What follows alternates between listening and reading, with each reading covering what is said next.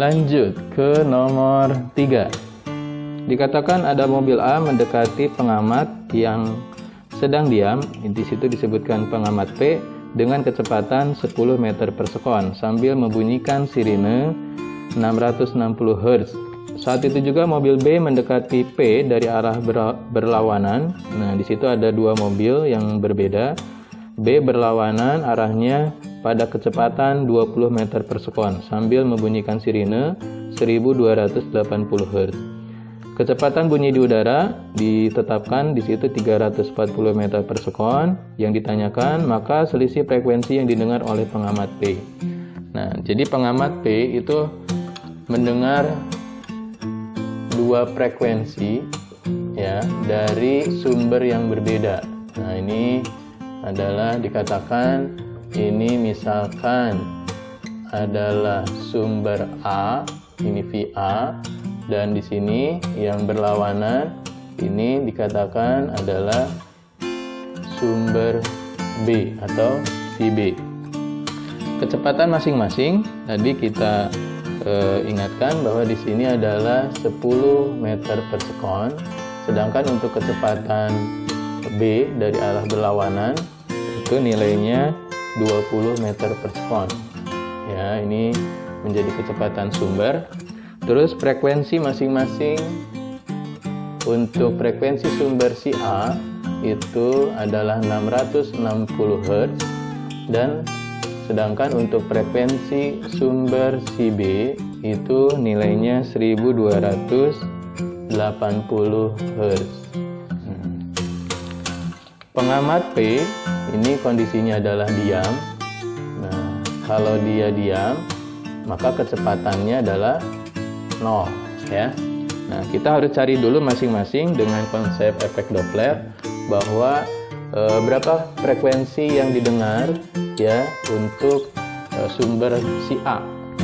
Jadi kita ingat bahwa kalau sumber mendekat itu adalah bernilai negatif. Jadi nanti kecepatan si A atau kecepatan sumber A itu adalah minus. Ini pun sama, dia posisinya adalah mendekat, maka dia menjadi negatif juga ya untuk kecepatan sumber dari si B. Nah, persamaannya adalah berarti kecepatan bunyi di udara. Nah, karena VP-nya adalah 0 ya. Boleh kita masukkan dulu, nggak apa-apa. Ini adalah VP-nya, tapi ini nilainya 0. Lalu dibagi V, nah ini adalah min dari kecepatan sumber si A dikali frekuensi sumber si A ya. Masukkan nilainya, maka di sini 340, lalu dibagi 340 dikurangi 10, nah, dikali 660. Nanti kita dapatkan 340 per 330 dikali 660. Nah, itu bisa disederhanakan nilainya. Nah, dicoret, yang ini juga dicoret, tinggal 2. Nah, maka kita dapatkanlah nilainya menjadi 680 Hz ya. Itu untuk frekuensi pendengar dari sumber si A. Nah, begitupun untuk frekuensi pendengar dari sumber si B dengan jalan yang sama ya. Jadi kita namakan ini adalah frekuensi pendengar dari sumber si A. Nah, ini adalah frekuensi pendengar dari sumber si B. Berarti V plus VP ini pun nilainya adalah 0. Lalu V min VB sumber B dikali frekuensi sumber B. Ini 340 ditambah 0 ya. Lalu dibagi 340. Nah, di sini adalah kecepatannya dikurangi 20 dan 1280 Hz ya. Jadi 340 per 320 dikali 1280 Nah, ini bisa kita sederhanakan. Dibagi berapa? Oke, ini habis, ini jadi 4-nya. Nah, nanti tinggal 340 dikali 4. Itu menjadi berapa? 1360 Hz. Nah, inilah frekuensi pendengar dari sumber si B. Karena yang ditanyakan adalah selisih, udah tinggal kita kurangkan saja.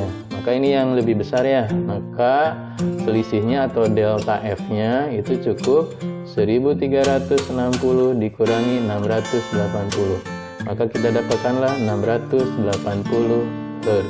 Itulah selisih frekuensi yang didengar si P dari sumber si A dan dari sumber si B.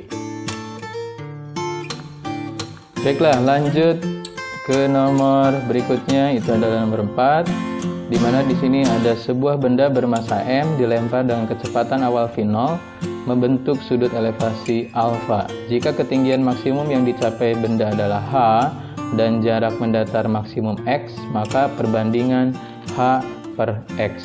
Nah, ini kita tahu sendiri untuk bahwa soal ini merupakan gerak parabola ya. Nah, jadi gerak parabola ini di sini ada ketinggian maksimum, kita bandingkan dengan jarak maksimum atau jangkauan terjauh. Maka H per X kita bandingkan, itu nilainya. Nah, diingat lagi bahwa ketinggian maksimum itu rumusnya apa? V0 kuadrat sin kuadrat alfa per 2G.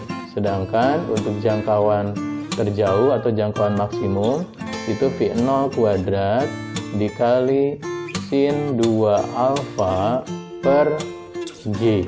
Nah, dari situ ada yang sudah bisa kita sederhanakan. V0 kuadratnya habis dicoret, G-nya juga habis. Lalu untuk sin kuadrat alfa per 2-nya, nah ini menjadi tinggal sin alfa kali sin alfa per 2. Sedangkan ingat untuk sin 2 alfa itu di trigonometri menjadi 2 dikali sin alfa dikali cos alfa ya. Ini untuk nilai sin 2 alfanya. Dari sini pun kita lihat ada yang bisa kita sederhanakan, itu adalah sin alfanya habis ya. Maka perbandingannya 2 turun ke bawah itu menjadi 2 kali 2 4. Lalu di sini menjadi sin alfa per 4 cos alfa. Dan kita tahu pun bahwa sin dibagi cos itu nilainya tangen alfa. Maka perbandingan dari X per H itu bisa kita tuliskan menjadi tangen alfa per 4. Nah, ini untuk perbandingannya. Lanjut kita ke soal berikutnya. Di sini ada bejana berhubungan. Itu dikatakan ada tinggi H1, H2, lalu rapat massa cairan 1 itu adalah 2 kali lipat rapat massa cairan 2. Dengan kata lain, bisa dikatakan bahwa ρ1 itu sama dengan 2 ρ2. Yang ditanyakan, tentukanlah perbandingan selisih tinggi kedua cairan dengan tinggi cairan kedua. Nah, seperti ini mungkin gambarnya. Nah, di mana dikatakan tadi bahwa nilai ρ1 ya, itu nilainya adalah 2 kali lipat dari rapat massa cairan 2 atau 2 kalinya dari ρ2. Nah, yang ditanyakan adalah perbandingan antara selisih tinggi kedua cairan. Nah, jadi kalau ini adalah tinggi cairan 1, yang ini adalah tinggi cairan kedua, maka di sini akan ada selisih tingginya. Ya, kita namakan saja ini adalah delta H.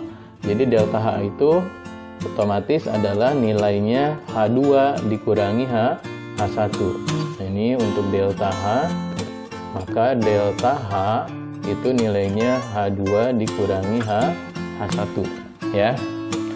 Atau dengan kata lain bahwa nanti kita akan bisa ubah dalam bentuk persamaan. Masih ingat, ini persamaan di bejana berhubungan itu berlaku bahwa rho 1 dikali H1 itu sama dengan rho 2 dikali H2 ya. Rho 1-nya itu kita ganti menjadi 2 rho 2. Nah, ini adalah persamaannya. Lalu H1-nya tetap, rho 2-nya dalam rho 2 saja, dan H2-nya tetap dalam H2. Sehingga kita bisa sederhanakan ini, bahwa rho 2-nya habis, dan kita dapatkanlah bahwa 2H1 itu nilainya sama dengan H2 ya. Maka H1 itu bisa kita ganti nilainya menjadi, ini 2-nya pindah ruas menjadi setengah H2. Nah, kita bisa hitung sekarang perbandingannya. Berarti perbandingan selisih kedua cairan atau delta H dengan tinggi cairan kedua itu adalah H2. Delta H itu adalah H2 dikurangi H1 per H2. Nah, H1-nya ini kita ubah atau kita ganti menjadi setengah H2. Jadi H2 dikurangi setengah H2 per H2. 1 dikurangi setengah itu adalah setengah, jadi setengah H2 per H2. Nanti H2-nya kita bisa sederhanakan, coret. Nah, sehingga kita dapatkanlah perbandingan dari selisih tinggi delta H banding H2 itu adalah 1/2. Inilah perbandingannya. Baiklah adik-adik, untuk sementara soal-soal ini yang kita bahas untuk UTBK gelombang 1 untuk fisika. Nanti kita akan bahas untuk video berikutnya. Bisa share kepada teman-teman kalian, semoga bermanfaat, dan kita jumpa lagi di video berikutnya. Terima kasih.